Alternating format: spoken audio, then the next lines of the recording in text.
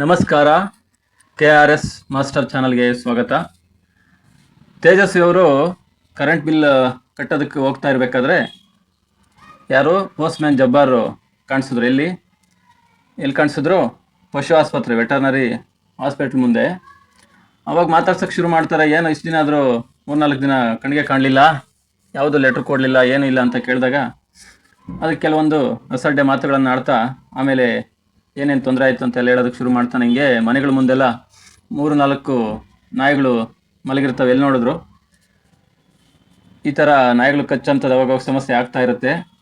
ಇವಾಗ ನೋಡಿದ್ರೆ ಚಿಕ್ಕಮಗಳೂರಿಗೆ ಹೋದ್ರೂ ಕೂಡ ಏನು ಸಿಗಲಿಲ್ಲ, ಇಂಜೆಕ್ಷನ್ ಸಿಗಲಿಲ್ಲ. ಹಂಗಾಗಿ ಪಶು ಆಸ್ಪತ್ರೆ, ವೆಟರ್ನರಿ ಹಾಸ್ಪಿಟ್ಲ್ ಮುಂದೆ ಆದರೂ ಅಟ್ಲೀಸ್ಟ್ ಅಲ್ಲಾದರೂ ಸಿಗ್ತವೇನೋ ಅಂತ ಬಂದು ನೋಡೋಣ ಅಂತ ಬಂದೆ ಅಂತಂದೇಳಿ ಮಾತಾಡ್ತಾ ಅದು ಎಲ್ಲೆಲ್ಲಿಗೋ ಮುಂದಕ್ಕೆ ಕನೆಕ್ಟ್ ಆಗ್ತಾ ಹೋಯ್ತು.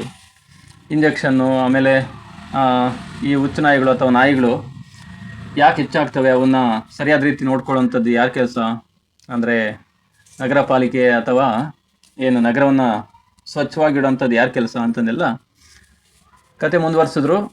ಅದೇ ರೀತಿ ಮಾತಾಡ್ತಾ ವೆಟರ್ನರಿ ಸ್ಟಾಕ್ಮನ್ ಪುಟ್ಟಯ್ಯ ಇವರೆಲ್ಲ ಸೇರಿಕೊಂಡು ಮತ್ತು ಜಬ್ಬಾರ್ ಇವರೆಲ್ಲ ಸೇರಿಕೊಂಡು, ನೀವು ಪತ್ರಿಕೆಯಲ್ಲಿ ಏನಾದರೂ ಬರೀತೀರಂತ ಭಯ ಇರುತ್ತೆ, ನಿಮ್ಮಂಥವ್ರು ಕೇಳಬೇಕು ಸರ್, ನಾವು ಬರ್ತೀವಿ ನಡೀರಿ ಅಂತಂದೆಲ್ಲ ಹೇಳಿ ಮುಂದೆ ಕಳಿಸಿದ್ರು. ಆಮೇಲೆ ಸ್ವಲ್ಪ ಬಂದು ನೋಡಿದ್ರೆ ಅವ್ರ ಪಾಡಿಗೆ ಅವರು ಆಪೋಸಿಟ್ಟಿಗೆ ಹೋಗ್ತಾ ಇರ್ತಾರೆ. ಆದರೂ ಇವರು ತಯಾರಾಗ್ಬಿಟ್ಟಿದ್ರು, ನಿರೂಪಕರು ತೇಜಸ್ವಿ ಅವರು ಹೋಗಬೇಕು, ಮಾತಾಡಲೇಬೇಕು ಅಂತಂದೇಳಿ ಮಾನಸಿಕವಾಗಿ ತಯಾರಾಗಿದ್ದರಿಂದ ಬಂದೇ ಬಿಟ್ರು. ಏನೇನು ಮಾತಾಡ್ತಾರೆ ತಿಳಿಯೋಣ ಬನ್ನಿ. ಬಂದು ಕೇಳ್ತಾ ಇದ್ದಾರೆ, ಹಿಂಗೆಲ್ಲ ಆಗ್ತಾಯಿದೆ, ಏನು ಮಾಡ್ತಿದ್ದಾರೆ, ಏನು ಕತೆ ಅಂತಂದು ಹೇಳಿದೆ ಕೇಳೋಕ್ಕೆ ಶುರು ಮಾಡಿದಾಗ ಮುನ್ಸಿಪಾಲಿಟಿ ಪ್ರೆಸಿಡೆಂಟ್ ಖಾನ್ ಸಾಹೇಬರು ಹೇಳ್ತಾರೆ, ನೋಡಿ ಒಳ್ಳೆ ಹೇಳ್ತೀರಿ ಸ್ವಾಮಿ, ಅಂದರೆ ಒಳ್ಳೆ ಚೆನ್ನಾಗಿ ಹೇಳ್ತೀರಿ, ನನಗೆ ನೀ ನಾಯಿಗಳನ್ನ ಕಂಡ್ರೆ ಪ್ರೀತಿನ ಸ್ವಾಮಿ ಅಂತ. ನಾಯಿಗಳನ್ನ ಕಂಡ್ರೆ ನನಗೇನು ಪ್ರೀತಿನ? ಕುರಾನ್ ಪ್ರಕಾರ, ಅಂದರೆ ಇಸ್ಲಾಂ ಧರ್ಮದ ಕುರಾನ್ ಪ್ರಕಾರ ನೋಡೋದಾದರೆ ಈ ನಾಯಿಗಳು ಹಂದಿಗಳಿಗೆ ಸಮ. ನಿಜವಾದ ಮುಸಲ್ಮಾನ ಆದವನು ಏನು ಮಾಡ್ತಾನೆ, ನಾಯಿ ಮುಟ್ಟಿಸ್ಕೊಳ್ಳೇಬಾರ್ದು. ಅದೇನಾದರೂ ನಾಯಿಯನ್ನು ಮುಟ್ಟಿಸ್ಕೊಂಡ್ರೆ ಮೈಗೆಲ್ಲ ಕೆಮ್ಮಣ್ಣು ಹಚ್ಕೋಬೇಕು. ಇವಾಗಂದರೆ ಸೋಪು ಇನ್ನೊಂದು ಮತ್ತೊಂದೆಲ್ಲ ತುಂಬ ಕ್ರೀಮ್ಗಳೆಲ್ಲ ಬಂದಿದೆಯಲ್ಲ, ಆಯಿಲ್ ಈ ಥರ ಶಾಂಪು ಇನ್ನೊಂದು ಮತ್ತೊಂದು.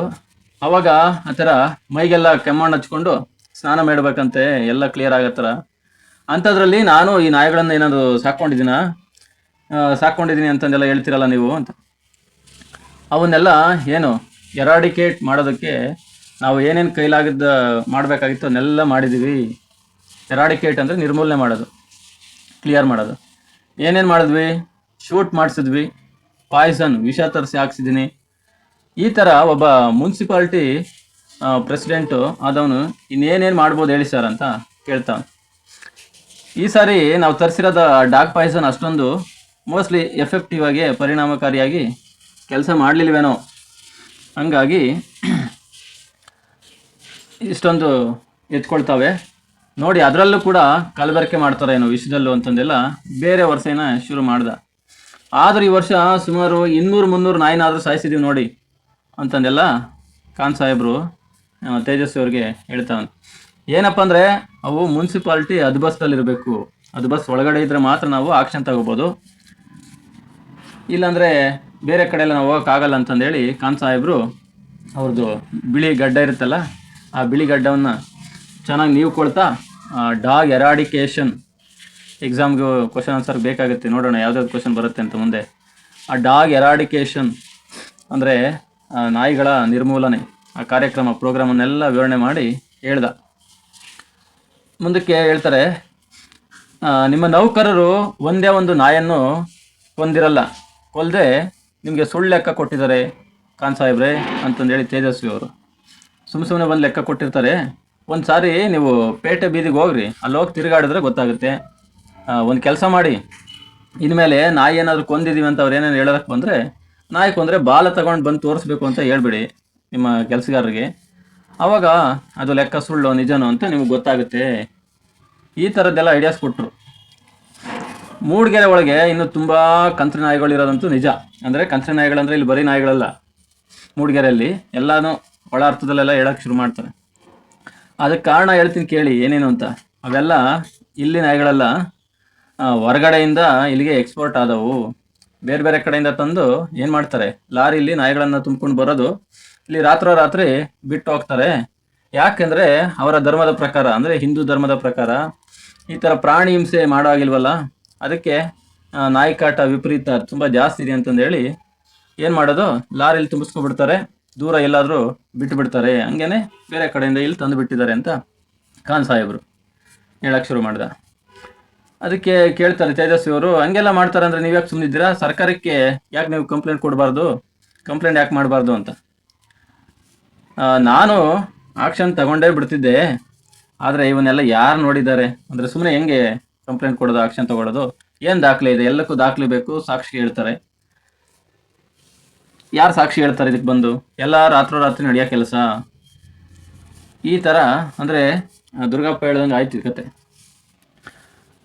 ಆಯ್ತು, ಏನೇನೋ ಹೇಳ್ತಾರೆ ಸರಿ ಅಂತಂದು ಹೇಳಿ ತೇಜಸ್ವಿ ಅವರು ಹೇಳ್ತಾರೆ ನೋಡಿ, ಅವರ ಅಹಿಂಸೆಗೆ ಬೆಂಕಿ ಹಾಕಲಿ, ಏನು ಅಹಿಂಸೆ ಇನ್ನೊಂದು ಮತ್ತೊಂದು ಅಂತ ಹೇಳ್ಕೊಂಡು ಹಿಂಸೆ ಮಾಡೋದೇ ಇಲ್ವ ಅವರು ಬೇರೆ ವಿಚಾರದಲ್ಲಿ ಅಂತ. ನಿನ್ನೆ ನೋಡಿದ್ರೆ 7 ಜನಕ್ಕೆ, ಜೊತೆಗೆ ಸುಮಾರು ದನಗಳಿಗೆಲ್ಲ ಹುಚ್ಚು ನಾಯಿ ಕಚ್ಚಿದೆ ಅಂತೆ. ನೀವು ಕಂಪ್ಲೇಂಟ್ ಕೊಡ್ದಿದ್ರೆ ಬೇಡ, ನಿಮಗೆ ಗ್ಯಾರಂಟಿ ಗೊತ್ತಿದ್ರೆ ಹೇಳಿ, ನೀವು ಕಂಪ್ಲೇಂಟ್ ಏನು ಕೊಡ್ದಿರೋ ಪರವಾಗಿಲ್ಲ, ನಿಮ್ಗೆ ಏನಾದ್ರು ಗ್ಯಾರಂಟಿ ಗೊತ್ತಿದ್ರೆ ಹೇಳಿ, ನಾನಾದರೂ ಪತ್ರಿಕೆಗಳಲ್ಲಿ ಬರಿತೀನಿ, ಅದರಲ್ಲಿ ಸೇರಿಸಿ ವಿಚಾರಗಳನ್ನು ತಿಳಿಸೋ ಪ್ರಯತ್ನ ಮಾಡ್ತೀನಿ ಅಂತ, ಪತ್ರಿಕೆಗಳಲ್ಲಿ, ನ್ಯೂಸ್ ಪೇಪರ್ಗಳಲ್ಲಿ. ಅದಕ್ಕೆ ಅವನು ಅದಕ್ಕೂ ರೆಡಿ ಇಲ್ಲ ಖಾನ್ ಸಾಹೇಬರು. ಅಯ್ಯೋ ಹಂಗೆಲ್ಲ ಮಾಡಬೇಡಿ ಸರ್, ಇದು ಭಾಳ ಸೆನ್ಸಿಟಿವ್ ಮ್ಯಾಟ್ರು, ತುಂಬ ಸೂಕ್ಷ್ಮವಾಗಿದೆ ವಿಚಾರ. ಏನು ಸೂಕ್ಷ್ಮ ಅಂದರೆ ಧರ್ಮದ ವಿಚಾರ. ನಾನು ನೋಡಿದ್ರೆ ಮುಸಲ್ಮಾನ, ಆ ಥರ ಮುಸಲ್ಮಾನ ಆಗಿದ್ಕೊಂಡು ಬೇರೆ ಧರ್ಮದವರ ವಿರುದ್ಧ ಆಪೋಸಿಟ್ಟಾಗಿ ಹೇಳಿಕೆ ಕೊಟ್ಟು ಸ್ಟೇಟ್ಮೆಂಟ್ ಕೊಟ್ಟರೆ ಅದೇನಾಗುತ್ತೆ, ಅಪಾರ್ಥ ಬಂದುಬಿಡುತ್ತೆ. ಹಿಂದೂಗಳ ಮನಸ್ಸಿಗೆ ಯಾಕೆ ನೋವು ಮಾಡಬೇಕು, ಅವರವ್ರ ಧರ್ಮ ಅವ್ರವ್ರಿಗೆ ದೊಡ್ಡದಲ್ವೇ ಅಂತಂದಿಲ್ಲ. ಈ ಥರ ಅವನು ಒಳ್ಳೆನಾಗಿ ಒಂದು ಇಂಥದ್ದು ಸರ್ವಿಸ್ ಟರ್ಮನ್ನು ಮುಗಿಸ್ಬೇಕು ಅಂತ ಅವನು. ಅದಕ್ಕೆ ತೇಜಸ್ವಿ ಅವರು ಸುಮ್ಮನೆ ಆಗ್ತಾರ, ಕೇಳ್ತಾರೆ, ಅಲ್ರಿ ಖಾನ್ ಸಾಹೇಬ್ರೆ, ಆ ನಾಯಿಗಳ ಕೈಲಿ ಕಚ್ಚಿಸ್ಕೊಳ್ಬೇಕಾದ್ರೆ ಮತ್ತು ಅದಾದಮೇಲೆ ಹೊಟ್ಟೆಗೆ 14 ಇಂಜೆಕ್ಷನ್ ಚುಚ್ಚಿಸ್ಕೊಳ್ಬೇಕಾದ್ರೆ ಆಗ ನೋವಾಗಲ್ವಾ? ನೋವು ಮಾಡೋದು ಬೇಡ ಅವ್ರ ಮನಸ್ಸಿಗೆ ಅಂತಂದೆಲ್ಲ ಹೇಳ್ತಿರಲ್ಲ, ಅವಾಗ ನೋವಾಗಲ್ವೇನ್ರಿ ಅಂತ. ಅದಕ್ಕೆ ಕೇಳ್ತಾರೆ, ಏನು ಮಾಡ್ತೀರಿ, ಜನಕ್ಕೆ ತಿಳುವಳಿಕೆ ಕಡಿಮೆ, ಉಳಿದವ್ರ ಮೇಲೆ ಸುಳ್ಳು ಆಪಾದನೆ ಮಾಡ್ತಿದ್ದಾನೆ ಅಂತಂದೆಲ್ಲ ಹೇಳ್ಬಿಡ್ತಾರೆ ಸಲೀಸಾಗಿ ಅಂತ. ಎಷ್ಟು ನಾಯಿ ಕೊಂದ್ರು ಮತ್ತೆ ಹೊಸ ನಾಯಿಗಳು ಅದು ಎಲ್ಲಿಂದ ಬರ್ತಾವಂತ ಚೂರು ಯೋಚನೆ ಮಾಡಲ್ಲ ಜನ, ಏನೇನೋ ಹೇಳ್ತಾ ಇರ್ತಾರೆ, ಇವ್ರಿಗೆ ಕೆಲಸ ಸರಿಯಾಗಿ ಮಾಡ್ತಿಲ್ಲ ಅಂತ. ಇದೇ ಥರ ಏನೇ ನನ್ನ ಎಲ್ಲ ಪ್ರಶ್ನೆ ತಕರಾರುಗಳಿಗೂ ಏನೇ ಪ್ರಶ್ನೆ ಕೇಳಿದ್ರು ಯಾರು, ತೇಜಸ್ವಿ ಅವರು ಯಾರ ಹತ್ರ, ಖಾನ್ ಸಾಹೇಬ್ರ ಹತ್ರ ರೆಡಿಮೇಡ್ ಉತ್ತರಗಳು ಸಿದ್ಧವಾಗಿದ್ವು, ರೆಡಿ ಇದ್ವು.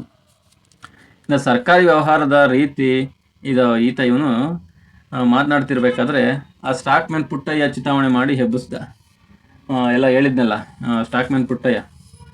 ಆ ಸಿಟ್ಟೆಲ್ಲ ಖಾನ್ ಸಾಹೇಬ್ರ ಮೇಲೆ ಕೇಳ್ತಾ, ಕ್ವಶನ್ ಕೇಳ್ತಾ, ಉತ್ತರಗಳನ್ನು ಕೇಳ್ತಾ, ಅವ್ರು ಹೇಳಿದ್ನೆಲ್ಲ ಮತ್ತೆ ರಿಪ್ಲೈ ಕೇಳ್ತಾ ಎಲ್ಲ ಇಳಿದೋಯ್ತು ಆ ಸಿಟ್ಟೆಲ್ಲ. ಮತ್ತೆ ಶುರು ಮಾಡಿದ್ರು ಒಂದು ಅದಕ್ಕೆ ತಗೊಂಡು, ಖಾನ್ ಸಾಹೇಬ್ರೆ, ನೀವು ಸಣ್ಣ ಪುಟ್ಟ ವಿಷಯ ಎಲ್ಲ ತಗೊಂಡು ಬಂದು ಧರ್ಮಕ್ಕೆ ಗಂಟಾಕಿ ಸುಮ್ಮನೆ ಕಾಂಪ್ಲಿಕೇಟ್ ಯಾಕೆ ಮಾಡ್ತಿದ್ದೀರಾ, ಧರ್ಮ ಇದೊಂದು ಅಂತಂದೇಳಿ ನಿಮ್ಮ ಕೆಲಸ ನೀವು ಮಾಡಿರಿ. ಮುನ್ಸಿಪಾಲ್ ಪ್ರೆಸಿಡೆಂಟಾಗಿ ಈ ಊರನ್ನು ಏನು ಸ್ವಚ್ಛವಾಗಿಡ್ಬೇಕು ತಾನೆ, ಅದೇ ತಾನೇ ನಿಮ್ಮ ಕರ್ತವ್ಯ ಅಂತಂದೇಳಿ ಈ ರೀತಿ ಇದು ಸಂದರ್ಭ ಪ್ರಶ್ನೆ ಕೂಡ ಹೀಗೆಲ್ಲ ಕೇಳೋದಕ್ಕೆ ಶುರು ಮಾಡಿದ್ರು. ಈ ಥರ ನಿಮ್ಮ ಕರ್ತವ್ಯ ನೀವು ಮಾಡೋದು ಬಿಟ್ಟು ಅದರಿಂದ ಬರೋ ರೋಗಗಳಿಗೆ ಉಚಿತ ಔಷಧಿ ಹಂಚ್ತೀನಿ ಇದೆಲ್ಲ ಹೇಳ್ತಿದ್ದೀರಲ್ಲ ಅಂತ. ಔಷಧಿ ಹಂಚೋದು ಇದೆಲ್ಲ ಏನಕ್ಕೆ ಬೇಕು ಅಂತಂದೇಳಿ, ಈ ಊರಿನವರೆಲ್ಲ ನಿಮ್ಮ ಥರನೇ ಯೋಚನೆ ಮಾಡಿದ್ರೆ ನಂಗೆ ಯಾಕೆ ಕಷ್ಟ ಇತ್ತು ಸರ್ ಅಂತ ಅವನು ಖಾನ್ ಸಾಹೇಬರು. ಊರಿನವರೆಲ್ಲ ನಿಮ್ಮ ಥರನೇ ಸರಿಯಾದ ರೀತಿ ಯೋಚನೆ ಮಾಡಿದ್ರೆ ನನಗೆ ಯಾಕೆ ಈ ಕಷ್ಟ ಇದೆ. ಈ ಕುರ್ಚಿ ಮೇಲೆ ಕೂತ್ಕೊಂಡವನು ಏನು ಮಾಡ್ತಾನೆ, ಎಲ್ರಿಗೂ ಒಪ್ಪಿಗೆ ಆಗಬೇಕಲ್ಲ, ಆ ರೀತಿ ನಡ್ಕೋಬೇಕಾಗುತ್ತೆ, ನಿಮಗೆ ಇಷ್ಟದಂಗೆ ನಡ್ಕೊಂಡ್ರೆ ಸಾಕಾಗಲ್ಲ ಅಂತಂದೇಳಿ. ಅಂದರೆ ಅದು ಬಂದಿರೋದು, ಆ ಕಷ್ಟ ಯಾರಿಗೆ ಬಂದಿದೆ, ನನಗೆ ಬಂದಿದೆ ಅಂತ. ನಾನು ಯಾಕೆ ಕಾಂಪ್ಲಿಕೇಟ್ ಮಾಡೋದಕ್ಕೆ ಹೋಗಲಿ ಹೇಳಿ, ಈ ಥರ ಸುಮ್ಮನೆ ಸಮಸ್ಯೆ ಸೃಷ್ಟಿ ಮಾಡ್ಕೊಳ್ಳಿ.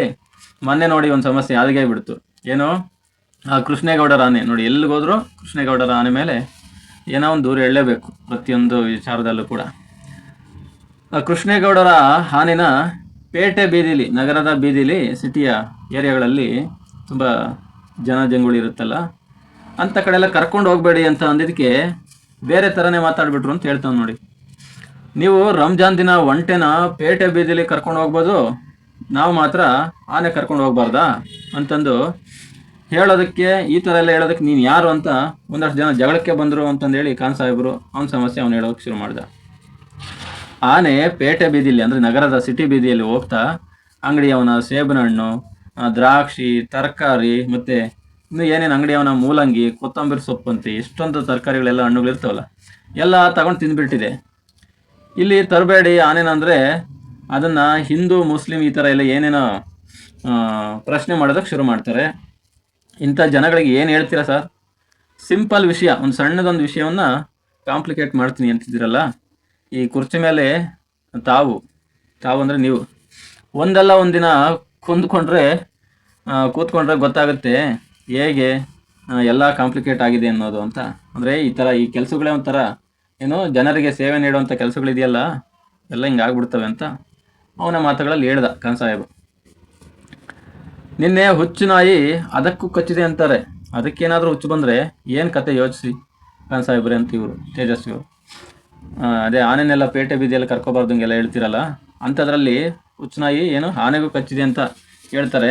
ಅದಕ್ಕೇನಾದರೂ ಹುಚ್ಚಿಗಿಚ್ಚು ಬಂದುಬಿಟ್ರೆ ಕತೆ ಏನಾಗುತ್ತೆ ಯೋಚನೆ ಮಾಡಿ ಸ್ವಲ್ಪ ಅಂತ. ನಿಮ್ಮ ಮಾತು ಕೇಳಿದ್ರೆ ಇಂಥ ಪರಿಸ್ಥಿತಿಯಲ್ಲಿ ಒಬ್ಬ ಮುನ್ಸಿಪಾಲ್ ಪ್ರೆಸಿಡೆಂಟ್ಗೆ ಏನೇನೋ ಅಧಿಕಾರವೇ ಇಲ್ಲ. ನಿಮ್ಮ ಲೆಕ್ಕದಲ್ಲಿ ಯೋಚನೆ ಮಾಡೋದಾದರೆ ಮುನ್ಸಿಪಾಲ್ ಪ್ರೆಸಿಡೆಂಟ್ಗೆ ಯಾವ ಅಧಿಕಾರನೂ ಇಲ್ಲ. ಸುಮ್ಮನೆ ಏನೇನಿದೆಯೋ ಇದ್ದಿದ್ದನ್ನ ಮುಂದುವರ್ಸ್ಕೊಂಡು ಹೋಗೋದನ್ನು ಬಿಟ್ಟು ಮಾಡ್ಬೋದಷ್ಟೇ, ಅದನ್ನು ಬಿಟ್ಟು ಇನ್ನೇನು ಆಗಲ್ಲ ಅಂತ. ಏನು ಕೊಟ್ಟವ್ರ ಅವಕಾಶ ಅದನ್ನು ಮಾಡ್ಕೊಂಡು ಆಗೋದಾಗುತ್ತೆ ಅಂತ ಇವ್ರು ಕೊನೆಯದಾಗಿ ಹೇಳಿದ್ರು. ಸರಿಯಾದ ಮಾತು ಹೇಳಿದ್ರಿ, ಒಪ್ಪಬೇಕಾದ್ದೆ, ನೀವು ಹೇಳೋ ಮಾತನ್ನೆಲ್ಲ ಒಪ್ಪಬೇಕಾದ್ದೆ ಅಂತ. ಇದ್ದಿದ್ದನ್ನು ನಡೆಸ್ಕೊಂಡು ಹೋಗೋದೇ ಕಷ್ಟ ಆಗಿದೆ. ಜನಗಳ ವಿಶ್ವಾಸನೂ ಉಳಿಸ್ಕೊಂಡು ಕುರ್ಚಿನೂ ಉಳಿಸ್ಕೊಂಡು ಟರ್ಮ್ ಮುಗಿಸಿದ್ರೆ ಸಾಕಾಗಿದೆ ನನಗೆ ಅಂತ ಮತ್ತೆ ಪ್ರೆಸಿಡೆಂಟು ಈ ಥರ ಹೇಳೋದಕ್ಕೆ ಶುರು ಮಾಡಿದ್ರು. ಏನೇನು ನನಗೆ ಸರ್ವಿಸ್ ಇದೆ ಟರ್ಮು ಅದನ್ನೆಲ್ಲ ಮುಗಿಸಿದ್ರೆ ಸಾಕು. ಎಷ್ಟು ವರ್ಷ ಸರ್ವಿಸ್ ಇರುತ್ತಲ್ಲ, ಅವರೇನು ಗೌರ್ನಮೆಂಟ್ ಇಲಾಖೆಯಲ್ಲಿ ಇದ್ದಂಗಲ್ಲ, MLA MP ಈ ಥರ ಪ್ರೆಸಿಡೆಂಟ್ಗಳು ಇವರೆಲ್ಲ ಎಲೆಕ್ಟ್ ಮಾಡಿರ್ತಾರಲ್ಲ, ಅಷ್ಟು ಸರ್ವಿಸ್ ಮುಗಿಸ್ಕೊಂಡೋದ್ರೆ ಸಾಕಾಗುತ್ತೆ. ಅದರಲ್ಲಿ ಹೆಂಗೆ ಮುಗಿಸ್ಕೊಂಡು ಹೋಗೋದು? ಜನಗಳ ಜೊತೆ ವಿಶ್ವಾಸನೂ ಗಳಿಸ್ಬೇಕಲ್ಲ. ಅದೇ ರೀತಿ ನಂಬಿಕೆ, ಕುರ್ಚಿನೂ ಉಳಿಬೇಕು, ಟರ್ಮು ಮುಗಿಸ್ಬೇಕು. ಈ ಥರ ಮಾಡಿದ್ರೆ ಸಾಕಾಗಿದೆ ಅಂತಂದೇಳಿ ವಿಚಾರ. ಇಲ್ಲಿ ನಾಯಿಗಳದು ಮಾತಾಡ್ಕೊಂಡು ಇಷ್ಟ ಆಯಿತು. ಆಮೇಲೆ ಮುಂದಕ್ಕೆ ಇನ್ನು ಸಾವಿನ ಸರಮಾಲೆಗಳು ಶುರುವಾಗ್ತವೆ. ಈ ಲೈನ್ಮ್ಯಾನ್ ತಿಪ್ಪಣ್ಣ, ಯಾರು ಟೆಲಿಫೋನ್ ಲೈನ್ಮ್ಯಾನ್ ತಿಪ್ಪಣ್ಣನ ಸಾವು ಕೂಡ ಆಗುತ್ತೆ ಅಂತ ಹೇಳ್ತಾರೆ. ಯಾವ ರೀತಿ ಆಗುತ್ತೆ ಅದು ಒಂದು ವಿಚಿತ್ರವಾದ ಘಟನೆನೇ, ಅದನ್ನು ಜೀರ್ಣಿಸ್ಕೊಳ್ಳೋದೇ ಕಷ್ಟ. ಯಾವ ರೀತಿ ಆಗುತ್ತೆ ಅಂತಂದೇಳಿ ಮುಂದಿನ ಅಧ್ಯಾಯದಲ್ಲಿ ನೋಡೋಣ. ಈ ಅಧ್ಯಾಯದಲ್ಲಿ ಅಧ್ಯಾಯ 6ರಲ್ಲಿ ಯಾವ್ಯಾವ ರೀತಿ ಪ್ರಶ್ನೆಗಳನ್ನು ಕೇಳ್ಬೋದು ಅಂತ ನೋಡೋದಾದರೆ, ಸಂದರ್ಭ ಈ ರೀತಿ ಕೇಳ್ತಿರ್ತಾರೆ, ನನಗೇನು ಈ ನಾಯಿಗಳನ್ನು ಕಂಡ್ರೆ ಪ್ರೀತಿನ ಸ್ವಾಮಿ ಅಂತ.